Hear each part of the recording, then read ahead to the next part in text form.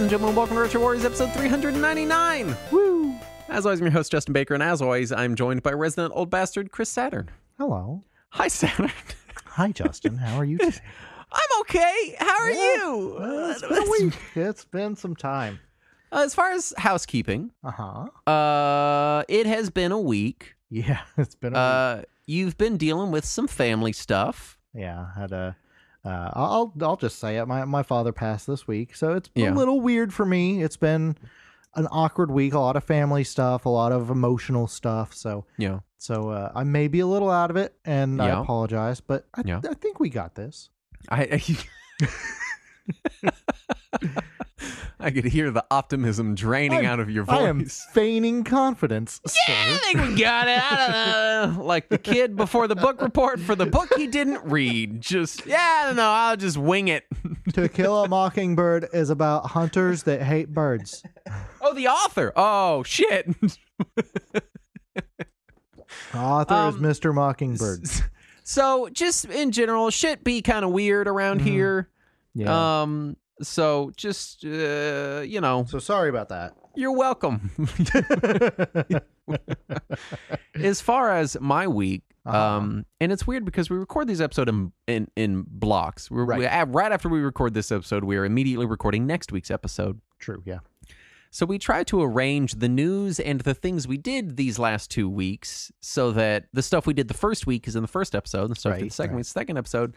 And the things that are in my list here feel like they were so many years ago. Yeah, I know. That I barely remember them. Right? Because Past Me wrote this, and then what a week. Yeah. What a 2 week span. Right? I have purchased on the SNK sale that happened like a week or two ago. Samurai like Showdown, the reboot, ago. the new one, and King of Fighters 15. I played the reboot on Stadia when that still existed. I remember because you had me play it on Stadia, and I was like, yeah, that's a game. And so I picked up Samurai Showdown and KOF 15, and I think I paid $30, and I got like the ultimate mega versions of each because they both have a million fucking DLCs because this is just what fighting games are now. Because that's 2023 for you. And I have been playing them, and I do have to say they are really good. Nice. They're real good. I don't know that they're better than the best the franchise has to offer. I don't know that Samurai Showdown is better than Samurai Showdown 5. I don't know that KOF 15 is better than KOF 13. But they are real good. Nice. And if you can pick them up on a sale with all the DLC, I mean, I think I paid $30, and they're real good fighting games for that. And my only major complaint between the two is that the load times in Samurai Showdown are brutal. Oof. I mean, we're talking like 45-second load times. It's probably a minute between you finishing a match and you being in the next match fighting a dude. Dang.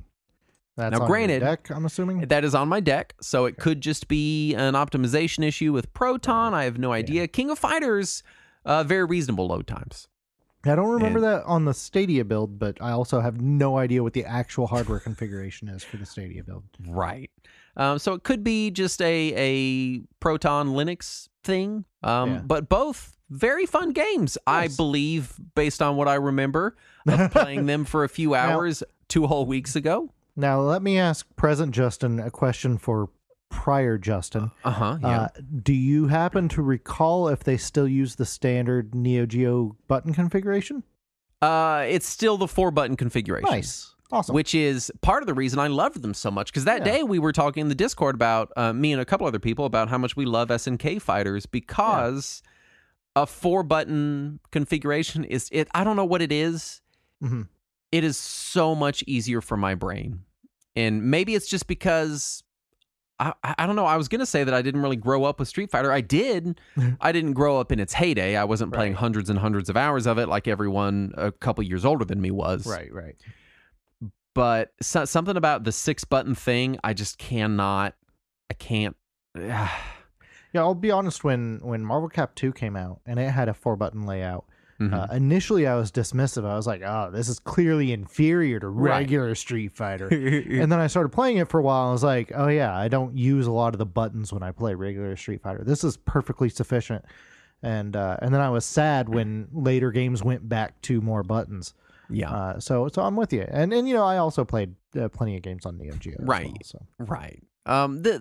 I think what gets me is I just don't know that 3 separate degrees of attack power are necessary. That's just fair. Seems like, because in my head I only ever do light or heavy. Yeah, I will use medium sometimes if it is in a specific combo. And maybe it's a dumbness thing or I don't know what, but in my head I'm like, well, I'll either want to attack as fast as I can or as hard as I can. Those are the only 2 modes I care about. I'm never like, I need to do a medium attack. It never occurs in my brain. Some of, at least looking at the original Street Fighter 2 series, some of Guile's medium attacks are faster than his light attacks. And do more damage. More confusing. I love the simplicity of SNK Fighters. I love how slow and methodical of a fighting game the Samurai Showdown games are. Yeah, this one does maintain that. It is a slower, more methodical game. Which is really this and Last Blade. Both of the weapon fighters that SNK did are slower, more methodical affairs, and I appreciate that because I was never one for the lightning speed of Capcom fighters that seemed to only get quicker as time went on, and then sort of reset a little bit with Street Fighter 4.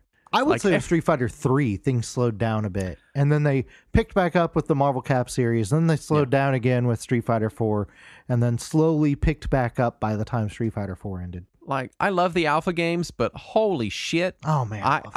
They're so fucking fast. The Alpha series is peak Street Fighter for me. If there was any, like, Street Fighter games that I would stick with, it would definitely be the Alpha games. I think I would, too. Were I to pick a Street Fighter, well, no, I'd probably just pick Street Fighter 4. That's the one I have the most time with. Yeah. But all this to say, Samurai Showdown, KOF 15, thumbs up. They're nice. Both very fun. I don't know that... they're not the best in their franchises. If you were to ask me, are they full price fun? No, I don't know that any one-on-one fighting game is $60 fun for me.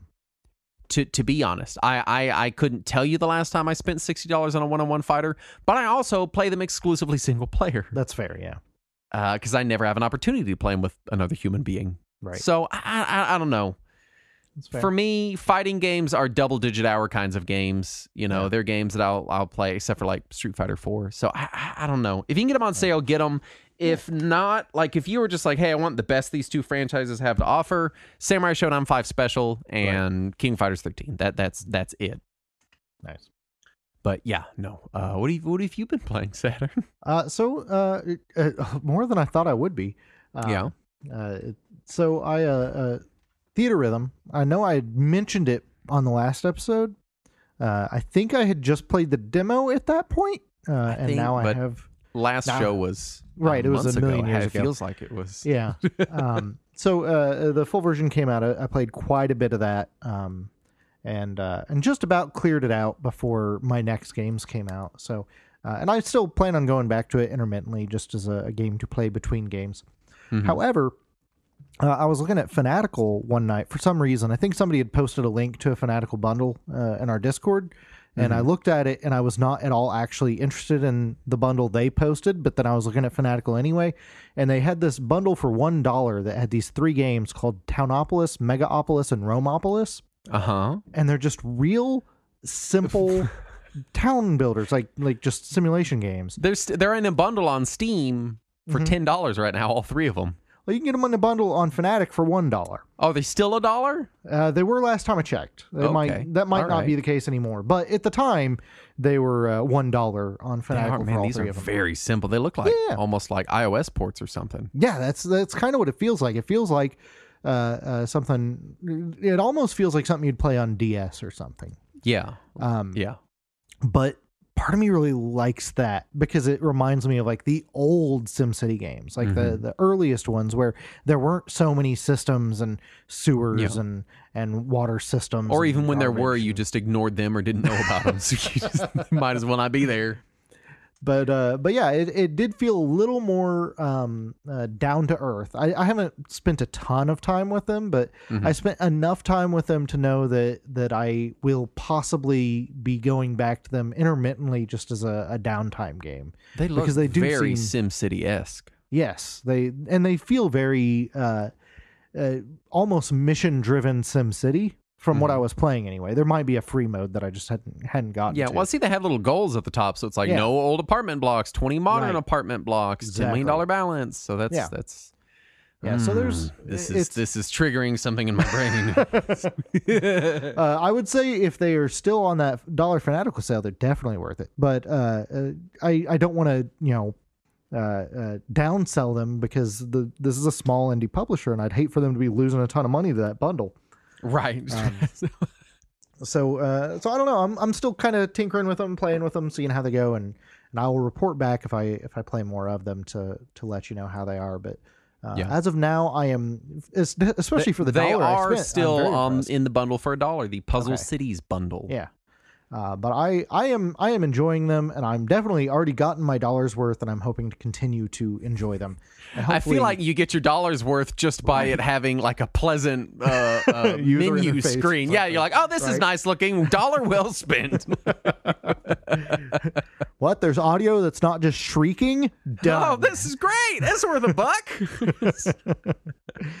Look, it opened. $1 well spent. Did not crash to desktop. So speaking of just audio that is shrieking, Silent Hill 2 got the enhanced edition, the fan mod got another significant update, and they still haven't gotten a C&D from Konami, which I'm very happy about, because the most recent update added a real 60 FPS mode. Oh, and the original game, everything is hard-coded to 30 FPS. All the animations are based on it. The cinematic timings are based on it. The music is based around that 30 FPS limit. And so they had to edit a shit ton to fix that. And while they were at it, they added in like all these different language supports, and they also added new controller drivers so that it now not only supports modern controllers, but it supports hot swapping them mid-game like a modern game would. It's the future. Right? So I am still just increasingly impressed with the fan mod, the enhanced edition fan mod of Silent Hill 2. And even with the remake coming out hopefully soonish, this is still just such an excellent way to play the game. So if you were even tangentially interested in horror or depression simulators, then I definitely recommend Silent Hill 2. Always worth your time. Or just regular life. Yeah. Also, if you like horror. If you like horror and depression simulators. Life. Yeah, there you go. Let's knock some news out. Immediately, it's stupid. Yeah. First up, Polymega is offering a new standalone service that won't require their hardware. Polymega, that's just called emulators. You fucking assholes. So they actually do have some agreements with some of the rights holders of some of these old games where they can sell the ROMs through this service. But I think you can only play them within the emulators caked into the service. So still just official emulators. Yeah. Which are good. Yeah. I like seeing official emulators. Absolutely. But do we need more of that from a company that promised that all of their hardware was going to be FPGA, and then when people called them out on it, they came out and said that we're just a bunch of turbo nerds that should just fuck off while they release their emulators? Just putting that out there. Depends on how much you enjoy being called a turbo nerd. Just putting that out into the world. Lynx fan in France made a Lynx Mini. Every time I see these, it's always like 3D printed jank shit. This thing looks fucking legit as hell. Right? Like it's like injection molded plastic. Like how did they do this? I don't know, but it looks fucking great. Like he has to have one of those shrink rays from Honey, I Shrunk the Kids. It's the only way he could have done it. And the craziest part is it's not that much smaller than an actual Lynx. Yeah, but it is noticeably smaller. Because I'm not super familiar with the Lynx. He was holding it, and I was like, "Oh yeah, that's cool." Now where's the little one? And then he moved it out of the way, and I saw the regular one. And I was like, "Oh fuck, that is the little one." Yeah, I think it's like just going from I'm not using any official numbers, but it looked like it was maybe like a 65% scale. of the proper one, which is still the proper links is pretty massive, to be fair. Yeah, it's a chonker. Yeah. It's up there. Why is the news so stupid this week? Mega Man X, specifically Mega Man X crossover with Mega Man X1. Mega Man X1 crossover with Minecraft announced and subsequently released, includes recreation of several stages, items, and enemies. Now, I'll say this. A Mega Man crossover wouldn't be that weird. Like, they did the Mario levels for, like, the Switch version that were actually really cool. Yeah. But specifically Mega Man X, it's very specific. Well, they did just re-release that iOS version of Mega Man X on Android. Maybe this is in celebration of that shitty port. You think that's got to be it, right? Nah, I hope not. What? It's just so weird. It's so the timing is random. That's the weird shit Capcom does makes more sense to me now that I've begun following them on TikTok. Because I'm doing more social media for the show, and part of doing social media is you have to go out there and like other people's videos and shit. So I just follow game companies and other people that do retro game stuff. Fair. And Capcom has a channel, and it's like the worst, most embarrassing videos I've ever seen. Oof. To the point that, like, if I was the CEO of Capcom and I saw that, I'd be like, hey, stop doing this fucking shit. This is fucking weird, dude. Put some normal stuff out. Like, maybe some, like, sizzle reels of, like, some upcoming stuff we have coming out. Is it, like, the kind of shit posts that the Sonic the Hedgehog Twitter was doing? One of them is, like right after they announced Cammy for Street Fighter 6. Yeah. It was a video of her doing that weird sensual stretch she did in the reveal. Right. And then, like, guttural noises over it. Oh no. Of like, oh yeah. And I was like, ew, what fucking like thirsty weirdo put this up? And I look at it's Capcom. I was like, what the fuck are you doing, Capcom? They're just really fucking thirsty over at Capcom. I guess so. It's so weird. It's fucking weird. Like, I know it's probably just a couple of like Capcom interns that they're just like, we don't know what TikTok is. Go crazy. But man, it's strange. Sony announces the physical PlayStation games sold more in holiday 2022 than in the last 4 years. I don't think they mean combined.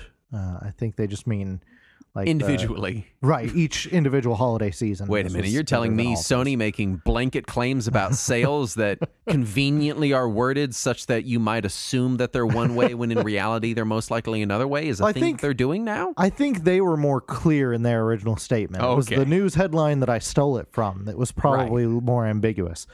But no, that's I'm good. I'm glad to see more physical sales. I'm not sure exactly what's spurring it though, unless it's that PS5s are finally available. I mean, that has to be it, right? Yeah. Like they're finally. I mean, I don't even know that I've never seen one in a store. I've seen one in a store now, but it's more available than you literally can't get one. Now it's just like, hey, you really kind of got to follow it and track it, but then you can get one if you're diligent, you know. Yeah, they had one of the God of War bundles at the Target, not too far from here. Just chilling in the case. UK government document may have inadvertently leaked an upcoming Nintendo device, which people have immediately said has to be the Switch Pro. Well, you saw. Did you read it? I saw it. Yes. Yeah. So it's talking about all the different services that are out there. Xbox Game Pass and PSN and all that, and then it mentions Nintendo Switch Online, and it says the Nintendo Switch Online is currently available for the Nintendo Switch and redacted.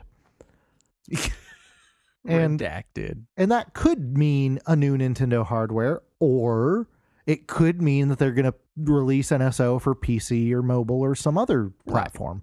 It's unlikely that they would release NSO for PC, but you never know what the hell Nintendo's going to do.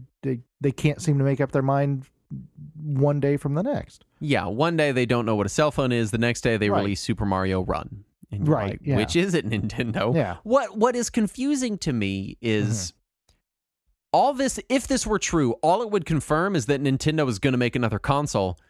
Was anyone doubting that was going to happen? Not just that they will release another console, but that the existing NSO service will work on it. I would have assumed that would be the case too.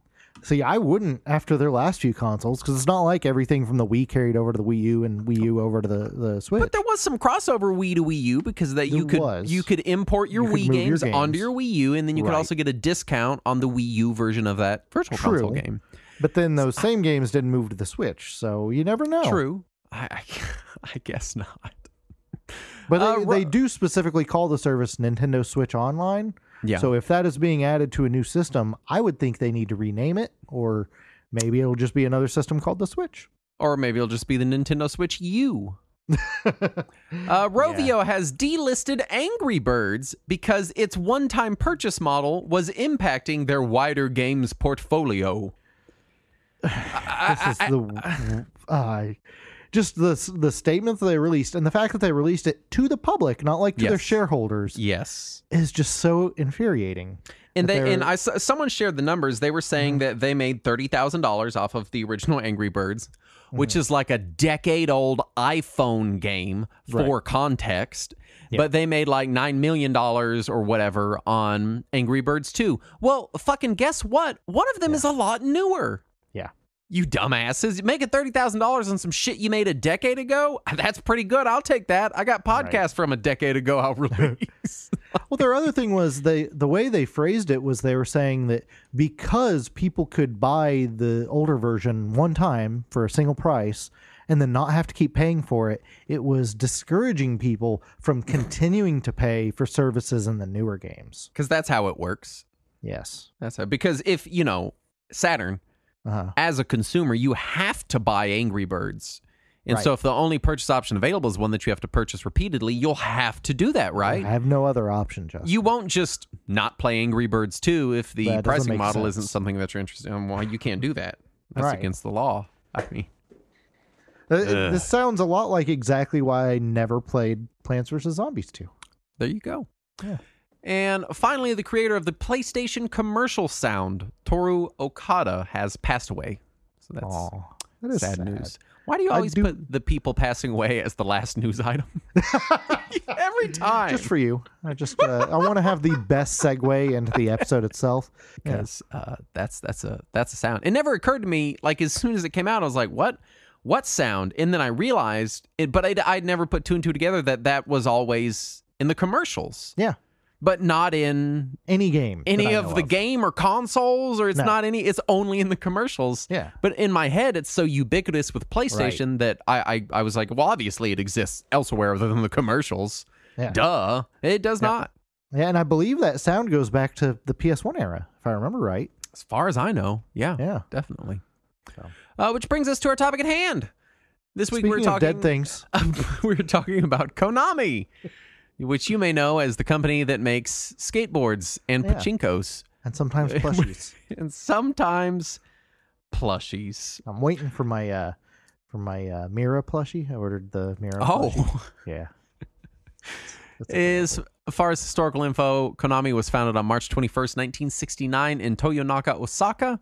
The name is a portmanteau of the three founders' names, Kagemasa Kozuki, Yoshinobu Nakama, and Tatsuo Miyasako. Konami. Yeah. And as of the recording, they are the 23rd largest public video game company in the world by revenue. Yes, and that is just counting video game revenue, not any other revenue, which they certainly have. Yeah, they've got. I wonder how much of their revenue is just straight merchandise.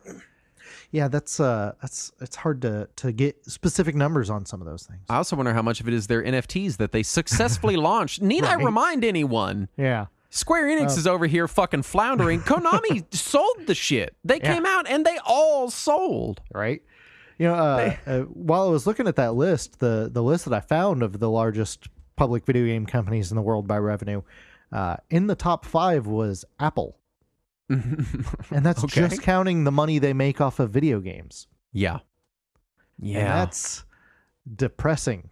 It is. Because most of that money is just them making a cut off of... It's just their percent off of game sales. Yeah. And then the rest of it is Apple Arcade. Is Tencent number 1 on that list? Tencent was number 1 on that list. Yeah. Largest video game company in the world. Yeah. Just so everyone remembers. By a margin. But Yeah, I digress. As far as first encounters, Konami. the Konami.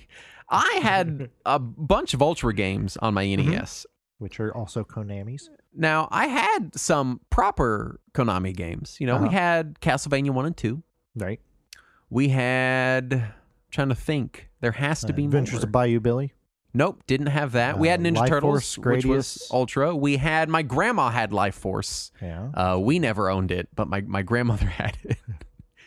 And I think that was it Top in our Gun? Collection. Nope, no Top Gun. No. I think that was of games that had their logo on them in the US. Turtles 3? We did not get Turtles 3 until many years later. We had Turtles 1 and 2. Tournament Fighters? We did have Tournament Fighter, yes. Oh, there's one. Yes, on NES, but then only ever rented the SNES version for some reason. Weird. And then apparently we're like, nah, the NES one is better. And I remember we played it more than the Super Nintendo version too. We preferred it. We were like, this is where it's at. 2 buttons, nothing to pay. Maybe that's where my issue with buttons and fighting games come from. I just want everything to be an NES fighter. What about Contra? No, did not have Contra. No Contras? Okay. Nope, did not have that. But so yeah, I mean, we to me, Konami was Castlevania. Right.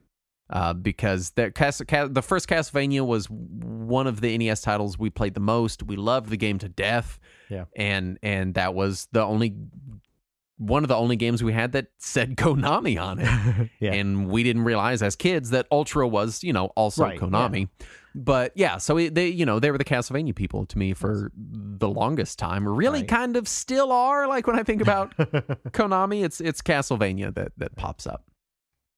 Yeah, for me, the first Konami game I played has to have been Frogger. Mm-hmm. But at the time, the Frogger cartridge said Parker Brothers on it, and the copyright said Sega. So I didn't know that Konami was even involved with that until many years later. It seems to be a running trend with Konami. Yeah. So the first Konami games that I would have recognized the logo on probably would have been Castlevania, Gradius, Contra, stuff like that. Yeah. And those were regular rentals at our house, and then eventually we ended up getting all of them once they were used and cheap. Mm-hmm. But I'm trying to think of what the first Konami game that I owned was, and it might be Castlevania Bloodlines. Oh, really? Starting on a very high note. Oh, yeah. I mean, man. Because it was Genesis games were always cheaper back then for some reason at our local rental store. Yeah. And also just the others kept their value for a while. So. Yep. Oh, my grandma also owned Metal Gear. Oh. So there you go. She owned Metal Gear and Life Force and Bubble Bobble. Was she an investor in Konami? No, she just really loves skateboards, She's a pretty radical lady. So, No, she had an NES that she just bought years after the NES was relevant. Sure, right. And it was just something that she had for when the grandkids came over. Right. And what the games grandkids like, if not Life Force and Metal Gear? The games she randomly picked up with it were Bubble Bobble, Life Force, and Metal Gear. That's not a bad set of games, to be honest. No, that's a good trio. Right. Really, the weakest one of the three is Metal Gear, and even that's still pretty fun once you get past the intro bits. Yeah, it's get past the controls. It's a good time. Yeah, let's talk early history of Konami. Yeah, so I actually split the history for this. First, we're going to talk about Konami's history in the video games.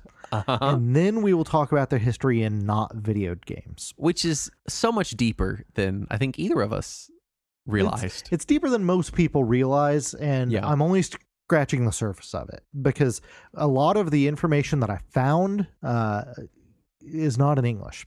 Mm-hmm. So and Google Translate was doing no favors to any of this information. So, but here's what we did find. So as far as video games go, the company itself started, like we mentioned earlier, back in March of '69. They were originally just a jukebox repair and rental business. Mm-hmm. And then they entered the coin-op video game business in '78, which is still pretty early as far as most video game companies go. Right, but I mean, almost a decade after the company started. So yeah, and this is similar to a lot of the other Japanese companies that we see, like Sega also started decades before. Old service games, Yeah, and they also did things like jukebox and pinball repair. So it seems to be the natural progression for Japanese companies. And one thing about Konami is they expanded internationally the year after they started in video games, which that wasn't as common for Japanese companies. Right. But they saw how well Space Invaders was doing internationally. So it would have been 1979, and they're immediately international. Yeah, they were like, we need to have some presence internationally. Yeah. And they weren't selling their games directly in most other countries. They were just licensing them in those other countries. But they were already establishing international offices to do that licensing. So their earliest successes in the arcade industry are going to be games like Frogger and Scramble and Time Pilot and Track and Field. And anybody that knows old arcade games probably knows all of those. I'll say none of them I really love. I love Frogger. I've never liked Frogger. Oh, that's because you're wrong. I mean, history would agree with that. Yes. Scramble is okay, but it's so old. Oh man, is it old? Like you can see the prototype of Gradius in Scramble, I believe. Right. But I remember playing Scramble, and it's. I think we talked about it in our History of Shmups episode. Probably, yeah. I mean, we had to have. It's you for what it is, and for when it came out, it's good. Yeah. But I don't want to play. But as far as a shmup of that era, I'll take SNK's Vanguard over Konami's Scramble any day. Yeah, for sure. And then in '82 is when they first started releasing games for home consoles. In Japan, it was for PCs. And in the US, it was for the Atari 2600. Konami was publishing US cartridges for the Atari, which there were only a handful of companies doing that. Like we had talked about in the unlicensed games episode, all these companies that started publishing Atari games. And for some reason, this Japanese company, Konami, that no one had ever heard of, was one of them. And then the following year, this is when they started making games for MSX in Japan. And then they did Famicom games starting in '85 with US NES games, I believe, the next year. I still remember being a young man and learning that to me, from my perspective, there are MSX ports of Castlevania and Metal Gear. And it was when Metal Gear Solid 3 Substance came out. Subsistence, pardon me, came out, and it had Metal Gear, I think 1 and 2 in it, didn't it? 1 and 2, both MSX versions. Well, MSX2 versions. And I was like, oh, wow, they ported those NES games to the MSX. And so I go and I download an MSX emulator, and I'm immediately confused because, of course, I'm an American. Right. I assume that they're all consoles. It's not. It's a computer. It's a computer platform. And the MSX version of Metal Gear also came out in Europe. We were the only region that did not get MSX Metal Gear. The MSX enjoyed kind of moderate success in Europe. Yeah. In both Europe and Japan, it did pretty well. I don't know that anyone would put it on the level of any of the bigger microcomputers that came out in Europe. But it was successful enough that it got games. It got releases. Yeah. And I remember playing, I fired up Akamoto Dracula, what Vampire Killer, right? Yeah, that's. I believe that would be the European release of it for MSX.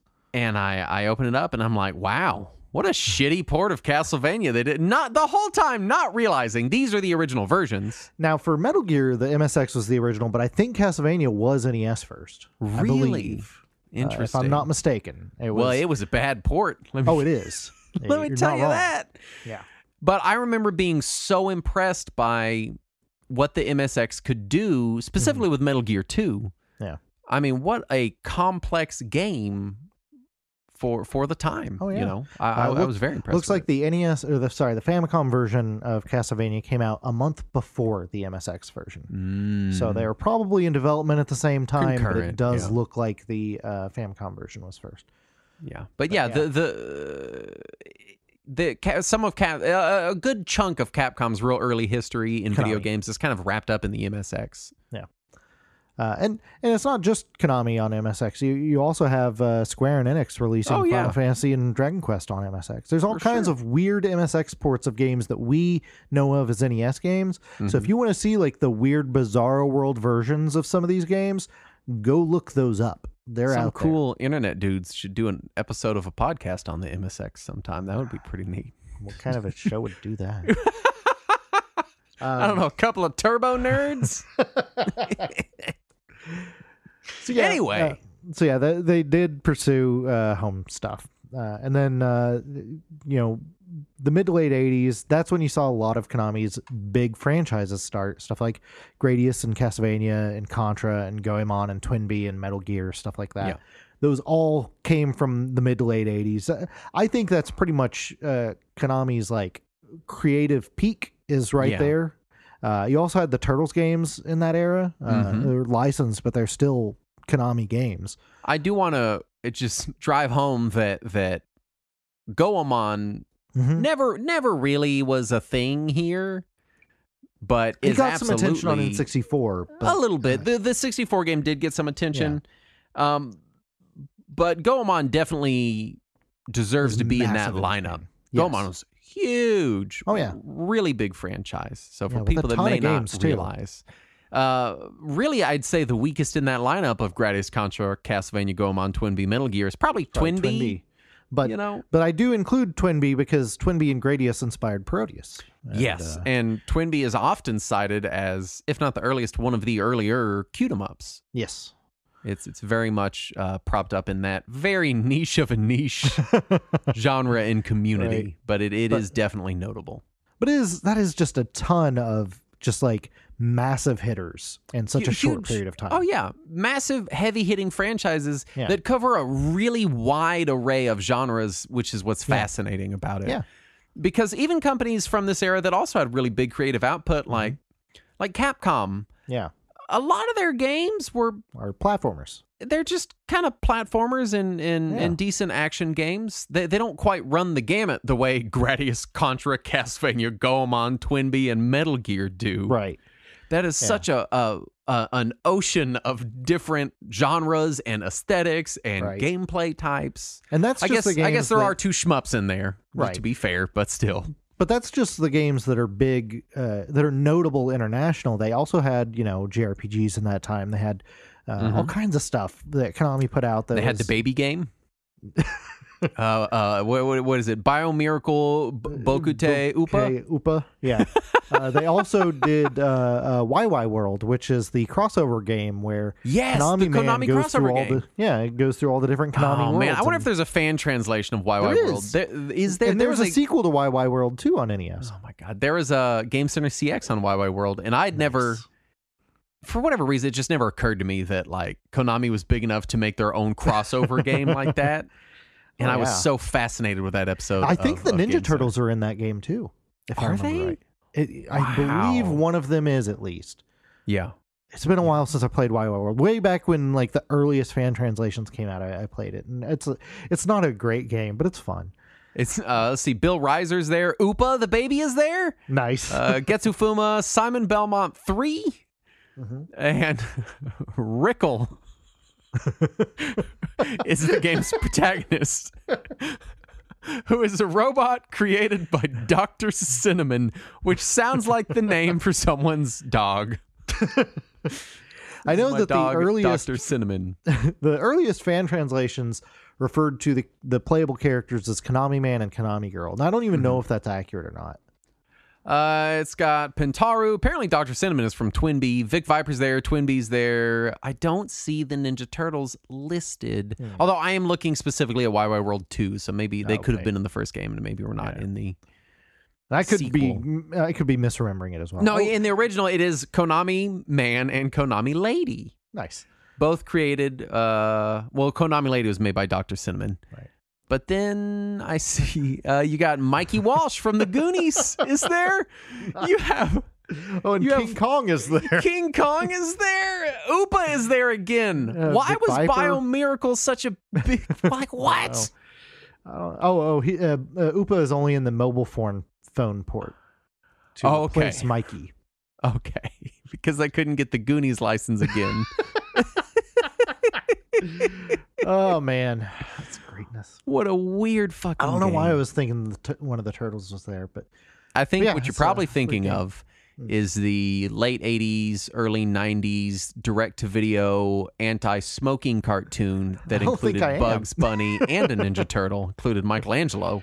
I do remember that because I believe it aired on TV once before it was on video. I rented it, I don't know, probably 60 times, maybe more. I believe CBS put that out.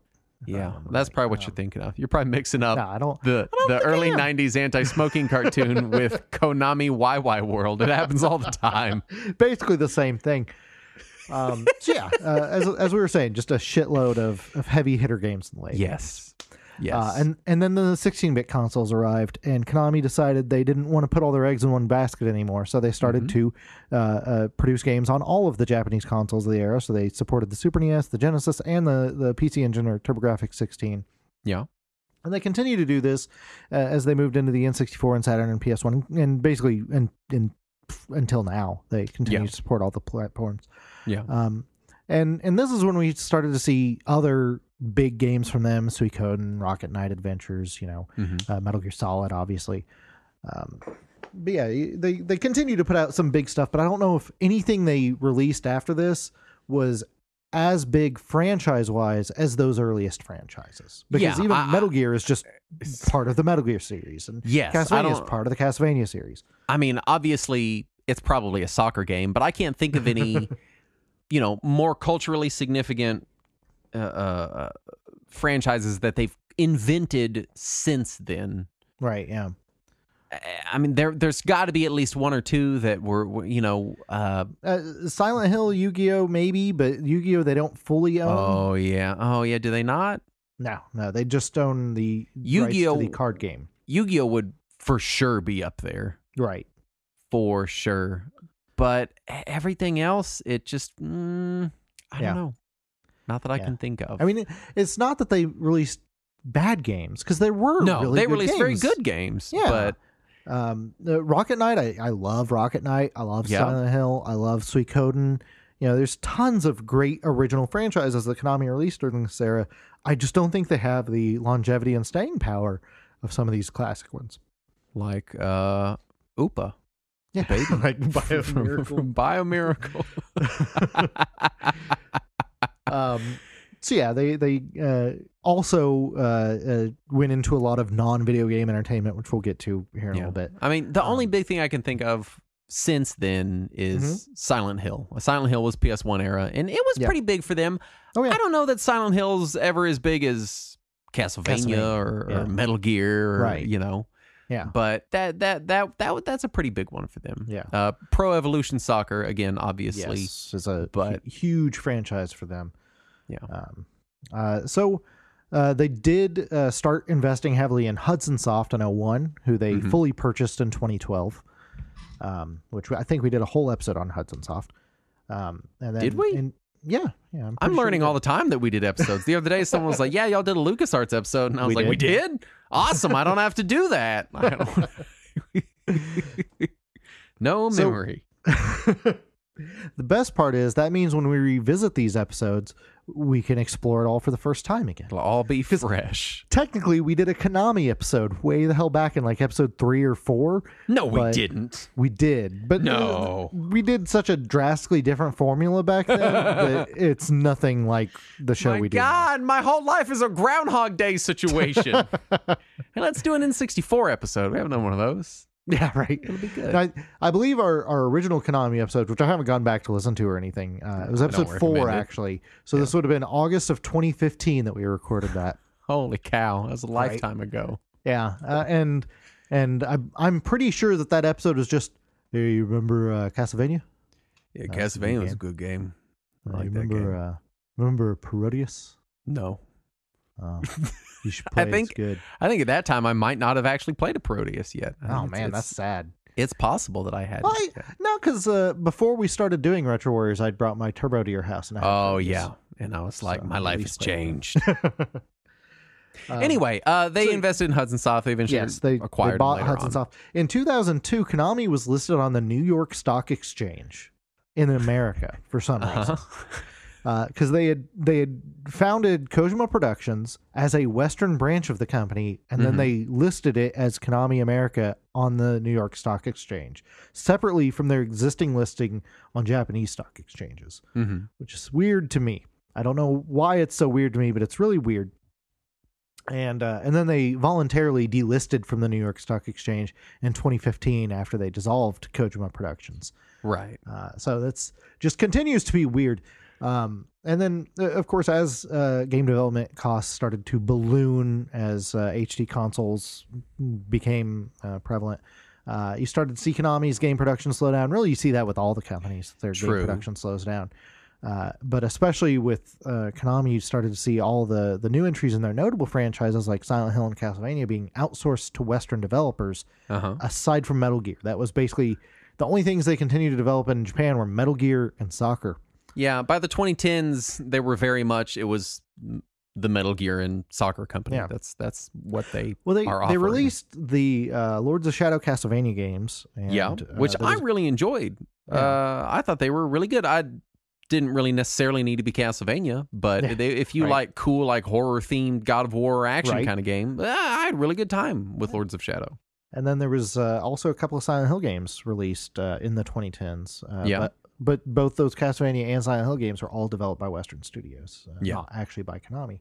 Yeah. And then Konami started to see their mobile games really take off around this time, especially their Japan-only mobile games were really, really taking off, and stuff like their mobile Yu-Gi-Oh games.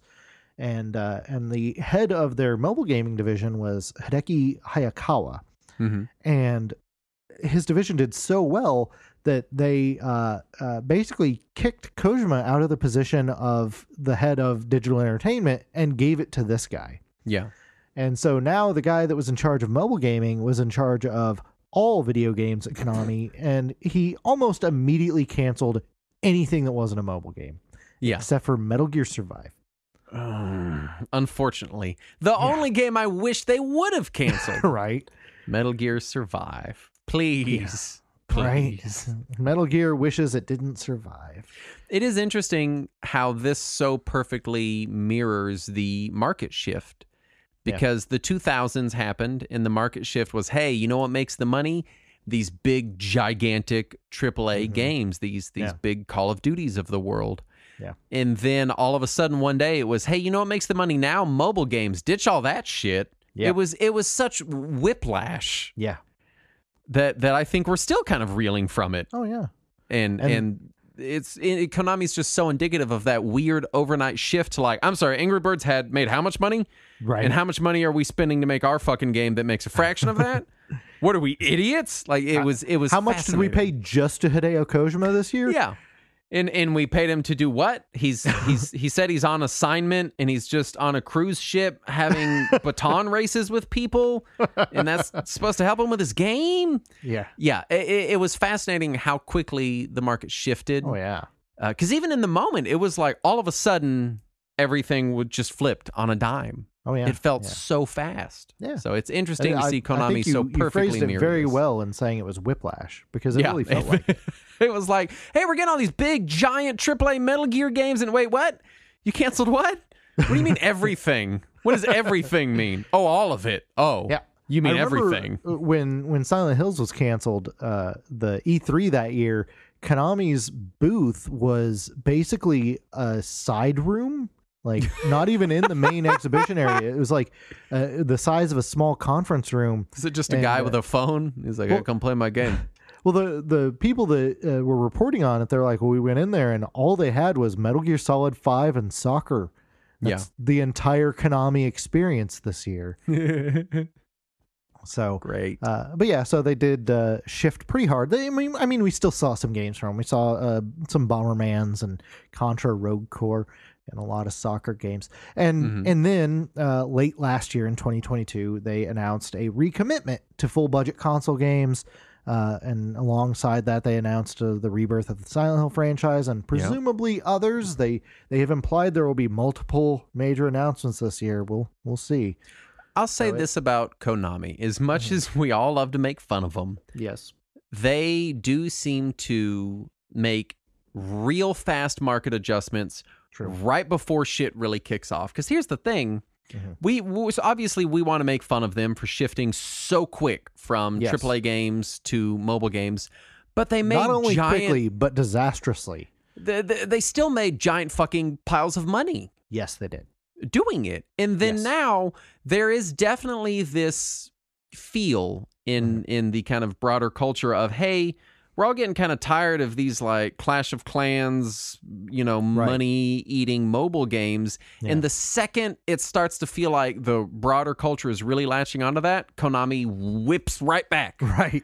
They're like, all right, let's start getting these big budget games. You want narrative experiences again? We own some of those. Yeah. And so like out of nowhere, the second the market starts to shift, which you don't see this kind of market agility from these big companies very often. That is true. Despite all of their problems and what we think are boneheaded decisions, they continue to make money. And they'll make money anywhere. They don't care. We're about to talk about that. Right. You did make a good point a moment ago that they pivoted to that NFT business so quickly that they managed to sell out before the market died. And that market lasted about 8 minutes. Yes, so I mean that was some good timing on their part. Giant corporations that have entire firms in their employ built to track these kind of markets are not moving as fast as Konami selling us skateboards and JPEGs before we realize what the fuck is happening. Right. Like we're already buying JPEGs and we're like, wait a minute, is this a good idea? And they're like, hey, see a new Metal Gear or whatever. Like they're just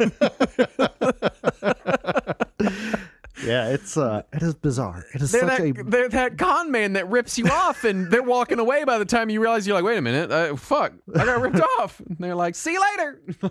and then they put on a mustache and show back up in the room like, do you need con man insurance? Yeah, and you're like, oh yeah, I do. Now that you mention it, so as much as it's easy to make fun of them for making dumb decisions, it is. They still somehow continue to make profitable decisions on razor thin time periods in the market, So kudos to them for that. Yeah, I get credit for that. Let's talk about their not video game money making schemes. So this is all weird. It's all weird stuff. Some of it we know, some of it people don't think about as often. So in 1987, Konami entered the real estate industry. And they still maintain a real estate division that just purchases and sells large real estate buildings. Yes. Could you imagine like being in Japan and you're like, oh yeah, I bought my house from Konami.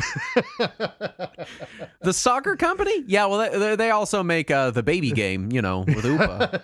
The one that was in YY World. Oh yeah, I know that. I got some extra Konami points from buying this house. I'm going to redeem them on the website for a skateboard. Yeah, I bought one of their JPEGs. Did you get one of their JPEGs before we realized that they're selling us fucking JPEGs?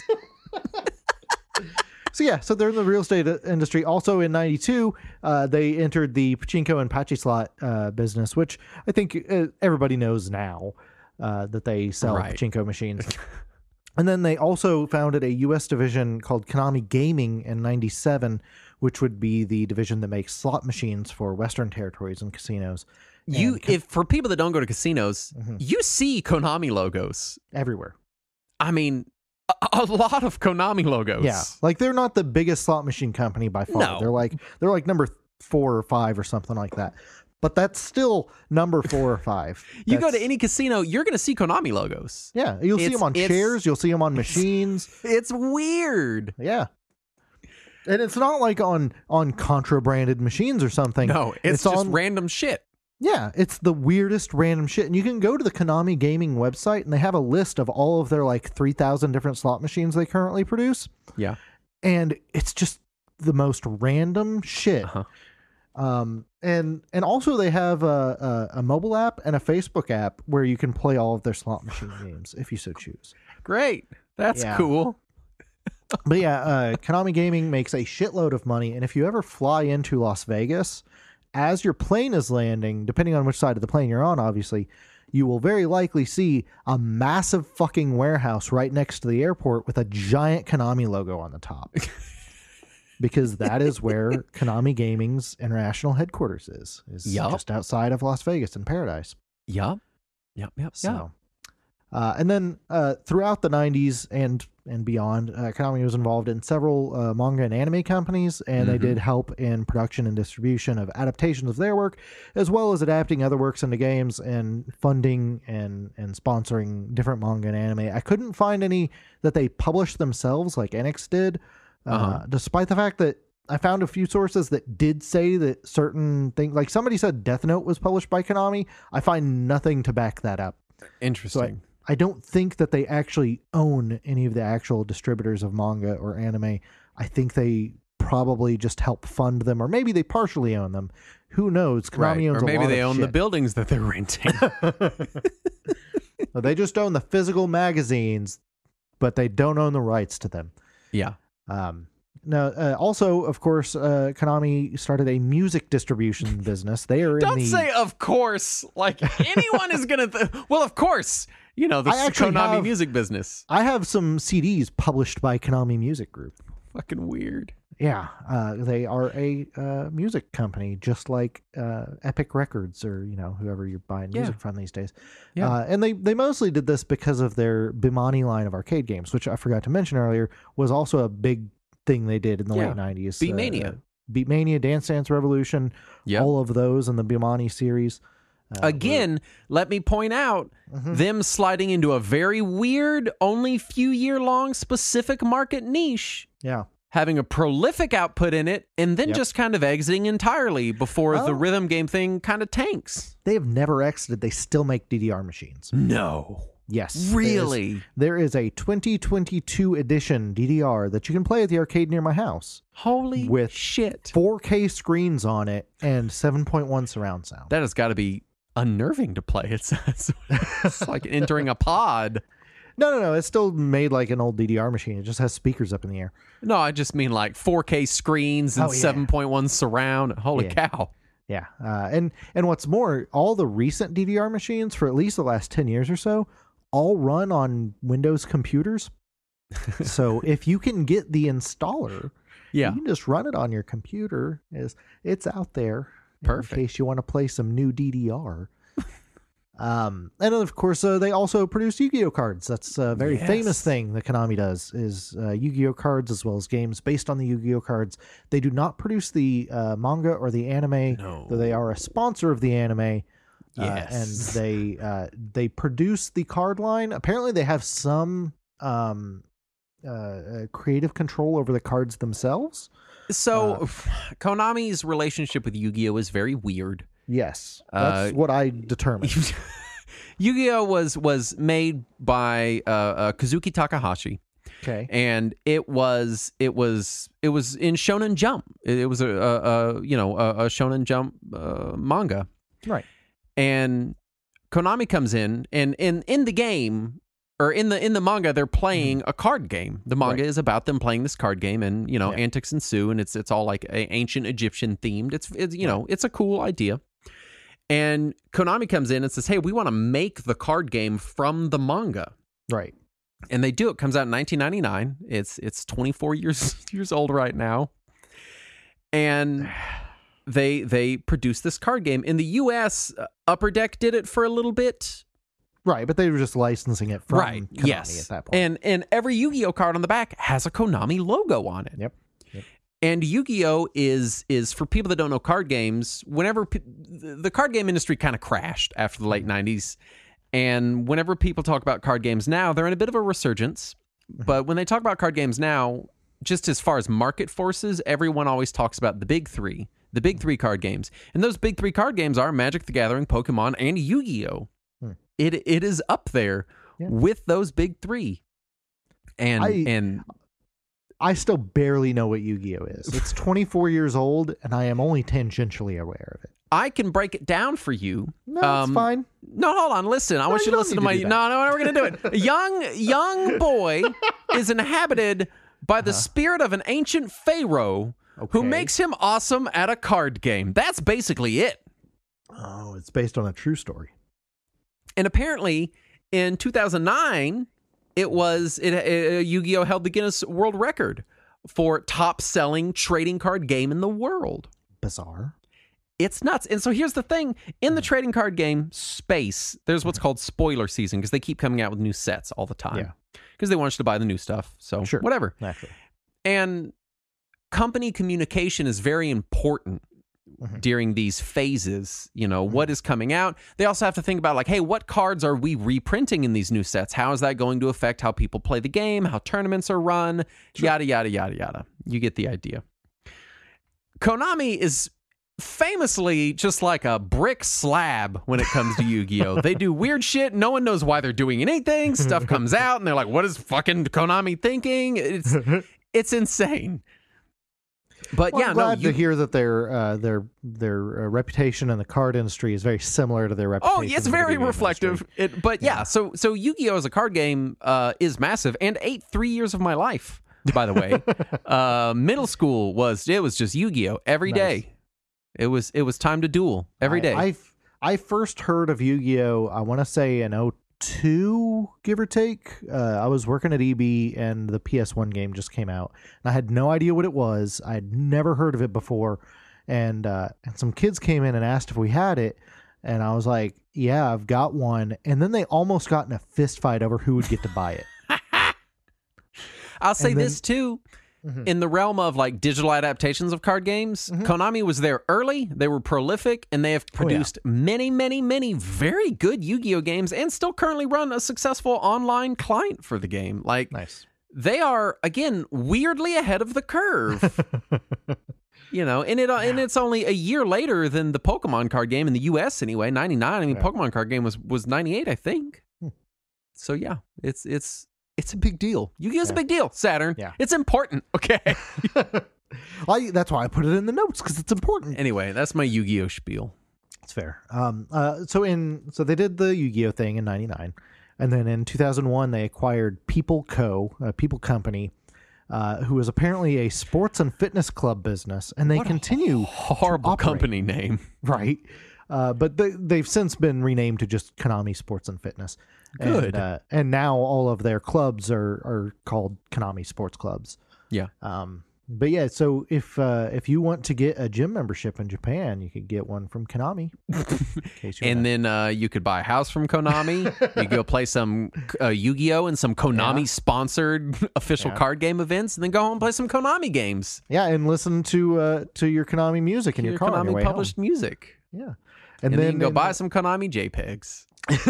And then in just the last handful of years, in the last 5 or so years, they have also entered the esports world, both by sponsoring tournaments and teams and also purchasing esports arenas, predominantly in Japan, but also in some other Southeast Asian countries. I didn't see any that were purchased in America yet, or in the Western world. But a lot of the time they're hosting like Yu-Gi-Oh tournaments there, but they're also hosting their football game as well as Splatoon. So, just a little bit of everything, whatever wants to be hosted in the Konami arena, come on in. And they've got a good over 2 decades of experience hosting tournaments because of Yu-Gi-Oh. Exactly. But obviously no corporate entity would be complete without controversies. No, Justin, corporate entities are always wonderful and perfect. Oh, right. They're our benevolent masters. May they ever bless us with consumable products. and real estate. Let's talk about Kojima, the whole Kojima thing. Yeah. So this could be like, I think we did a whole episode on Kojima, so I think we could do 2 more on him. Yeah, we covered some of this already. I think we could do an episode just on his weird friendship with Norman Reedus. Or his weird friendship with Jeff Keighley. He posts himself with Norman Reedus on Twitter like all the time. Like they're doing stuff. They're like hanging out. They're buds. So yeah, when Metal Gear Solid 5 went way over budget and development took forever, Konami unceremoniously announced that they'd be exiting the full budget console games, like we mentioned earlier. Yeah. And then they also dissolved Kojima Productions. Kojima left Konami to form his own studio. They also canceled Silent Hills in the middle of it. What about Metal Gear Solid 4 made them think, hey, the next game, that one's not going to be way over budget, right? What made them possibly think that? I want to know at what point they're like, yeah, you can afford to go ahead and hire Kiefer Sutherland and then still wait a couple years before going, wait, what's the budget? I don't. Anyone who played the final boss fight in Metal Gear Solid 4, in that moment you knew this man is insane. Yeah. And has no financial boundaries. This is really bonkers. If you couldn't tell he was insane by Metal Gear Solid 2, you weren't paying attention. But yeah, so they also canceled Silent Hills. They removed PT from PSN. They even made it unavailable for people who'd previously downloaded it, which was a very unpopular move in the horror game community. I can say that. And Konami has a real sour opinion in the horror game community as a whole, and generally people are unsold on these new Silent Hill games out of fear that they're going to Konami all over it. Yeah. So yeah, they did ruin some reputations there. But also, outside of all the stuff involving Kojima, there's just a lot of stories about Kojima being about Konami being shitty. Yeah. Yeah. They've been called out on abusive behavior for their workers, including members of Kojima Productions. Things like extreme micromanagement, using measures to punish employees for mundane tasks like attendance issues or browsing non-work websites. And some of them, they punish them by moving them to different roles within the company, like janitor. This is fucked up. When I worked in retail, they had what was called a retail firing. Which is when they never fire you, they just take you off the schedule and they go, oh yeah, sorry, you just couldn't fit you on there, and then they force you to quit. Giving someone janitorial work when they work in an office is basically you forcing them to quit. Like that's what you're doing there. Yeah. They also reportedly demoted an employee for giving birth. I assume that they demoted the employee for everything that comes with giving birth, not just like, I'm sorry, a human came out of you? No. You're coming down a notch. Right. Like they didn't. The way it's phrased in the notes makes it sound like they didn't know that's what birth was. They were like, "Holy shit, what? A human came out of you? I only have xenomorphs come out of me." Yep. Like it burst out of your chest like normal, or oh no, it came out of where? I'm sorry, you're a janitor now. We can't. Anyway, we have a Yu-Gi-Oh tournament to go not tell anyone about, and then schedule last minute. Yeah. Of course, they've also been hounded for being shitty to the fans. The one that really got my attention that I think we talked about back in the day was when they started charging people for how many save slots you got in Metal Gear Survive. Each slot was a different microtransaction. Which doesn't even make sense because it saves to your fucking local hard drive. Yeah, and if you want to unlock more than one slot, you can pay Konami for it. You're paying Konami to unlock space on your own hard drive. Yeah, that. Jesus. Yeah, just fucking Konami. And they were also super shitty to journalists. If you haven't read about how they allowed people to play Metal Gear Solid 5 before it released, you should really read some of the articles about it. So, in summary, the people that got to review MGS5 on day one before it was made available, they were given 8-hour windows that they could review the game over a 5-day period. So 40 hours total for a game that usually takes like 60 hours to complete. You could only play it during those hours. You had to stay in the hotel with them the whole week, even when you weren't playing it. You could only play it under their supervision. So they had to be in the room with you while you were playing it. And this was the only way you could gain access to Metal Gear Solid 5 before the game released. So they ran an MGS5 prison camp. Basically, yes. Basically what you're telling me. Yeah. And no one who reviewed it on day one finished the game. Right. How could you in those conditions? Right. So just really bizarre. They also blacklisted IGN for giving Castlevania Lords of Shadow a mediocre score, but then removed the blacklist when IGN just published an article about how Konami blacklisted them for giving Castlevania Lords of Shadow a mediocre score. I can't even, man. And I found a bunch of other shit too, but we'd just go on forever and ever and ever if we just talked about every time Konami was dumb. Right. But they were. Let's be fair. They've been dumb a lot. Yeah. I was praising them earlier. Because they do have the ability to make fucking money. Yes. Somehow, they're very good at being where they need to be, making what they need to make, and making cash monies. Yes. Doesn't mean they're not also shitbags a lot of the time. They are often shitbags, usually in pursuit of making that cash monies. Yes.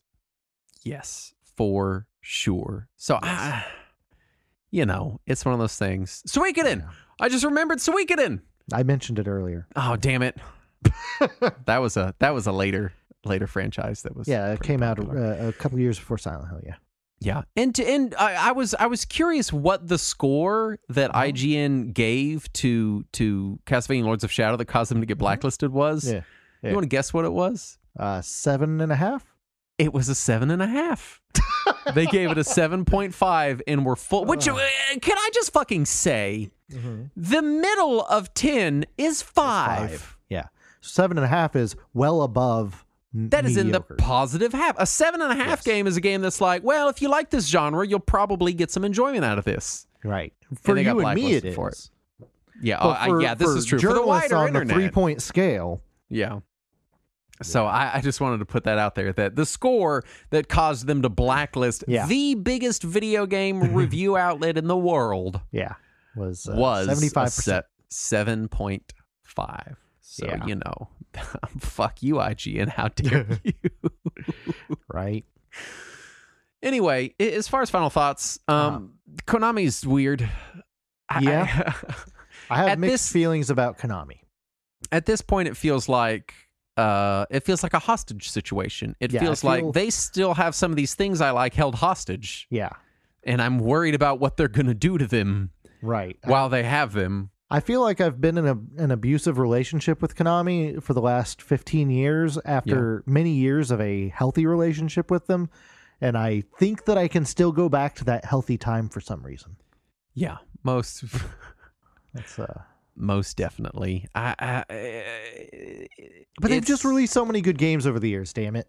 It's tough. It's one of those things where also, like, again, Konami's smart. They might be assholes, but they're smart assholes. Yeah. And I suspect Konami is going to be one of the video game companies that is around for a long time. I don't think they're going anywhere.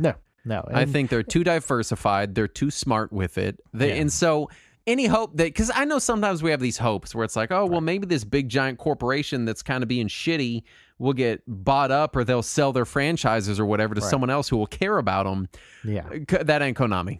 No, they're here to stay. The most I could see out of them is if they split their company, because right now they are sectioned into all these different divisions. True. And if they were to split their company to separate the digital entertainment division, because right now that is their most profitable division, the video game division. Yeah. If they were to do that, then I could see just that division getting bought up. But no Microsofts or Sonys or whoever's, none of them want to be in the real estate business or in the slot machine business or whatever else. Yeah. Konami, in addition to just being a really big purchase because they are so diversified. Yeah. All of a sudden, you're having to run. All of a sudden, whoever buys them is running Yu-Gi-Oh tournaments, and they're like, "What the fuck did we fucking get into? Right? What are we doing?" Exactly. So it's tricky, Yeah. I think as much as we worry about some companies like Sega, sometimes I have some concerns about Capcom. Right. No one's going to touch Konami with a 10-foot pole. Yeah, unfortunately, which is a shame because there's a ton of fantastic franchises just being locked in the Konami vault that have not been touched in so long that really need some attention, if not with a new game, then at least with making them available in some form. I would love to be able to play the Boktai games in any way. Yeah. I don't know how, but it'd be great. I mean, just sheer numbers wise, I checked. Konami has somewhere in the ballpark of 10,000 employees. Yeah. I mean, just the logistical nightmare of running even a single arm of Konami is just, it's got to be insane. Yeah. But that's Konami. Yeah. And all of their weird, shitty glory. And if you want to see us in all of our weird, shitty glory, You can go to our... Because we don't own cameras. Well, I own one. You can go to our Patreon at patreon.com/Retro Warriors, where you can get uncut versions of this show, which this week we're kind of sad. You can get Talking Wizards. Yeah. You can get our eternal gratitude. We will be gracious toward you for literal eternity. Or 8 years, whatever comes first. Yeah, I'm not a mathematician. Whichever one of those occurs before the other one, that's when it'll be over. Yeah. We do want to thank our following patrons for their kind donations, starting with Dave Nelson. And Matt Kovacs. Jerry Voz. Chris Forbes. Sphincter says what? What? David Nethery. STG the Mr. Guy. The New Craft. Chris Hickson. And Amarlian. Are all patrons that help make this episode possible. If you want to help the show, then there's a link. We have a link tree if you go to the show notes. We do. It's also in the topic of the general channel of our Discord. Yes, it is. And you can find all of our stuff there, all of our socials. You can find our I don't know if it's pronounced Ko-fi or Coffee or Ko-fi, K-O-F-I, the Buy Me a Coffee website. If you want to make a one-time donation, you can, because people have asked me before. They're like, hey, I don't want to do the whole subscription Patreon thing. I just really like you guys. I want to give you a couple bucks. You can do that there. Yeah. We've got our merch store there. We got everything there. And all of it. You can just put money in an envelope and write Retro Warriors on the front. And they'll get it to us. It's like Santa Claus, you know? Right. The post office just saves them all up. Put it under your pillow with a copy of Bad Dudes. Yeah. I'll come get it from you. Don't you worry. Just put it in a front loader NES. I did also want to mention that however you're getting the show, if you ever hear an advertisement, be it on any of our social medias, our YouTube, or anything, that's not us. No. And we want you to tell us that you're hearing an ad on any of our content ever, because we don't ever run any form of advertisement whatsoever. Yeah. We don't like ads, and we don't want you to hear them. So I did want to say that, because someone was saying that sometimes like some platforms like Spotify will, like if you're on Spotify free, on some shows they still run ads. I think it's only for Spotify like exclusive shows. That sucks. But yeah, so I just wanted to put that out there. Wherever you're listening to us, if you hear an ad, that's not us, and please tell us who is doing that. Yeah. So anyway, this episode was sponsored by Konami. You know what? They would. They'd be like, yeah, can we make a couple bucks? Yeah, we'll sponsor. You say whatever you want. We'll give a shit. Anyway, thank you so much for listening. Please tune in next week. It's episode 400. It is. We made it to the landmark 400th episode, which will be covering Upa from Biomiracle Bokutai. So hopefully you enjoy that massive, well-known franchise. It's not actually what we're doing. Please tune in. I'd be more interested in that one. Why I'm imagining someone being like, yeah, I'm not going to listen to that. We're like, oh, shit. We messed it up. Anyway, thank you so much for listening. We'll be back next week. And as always, let us cling together.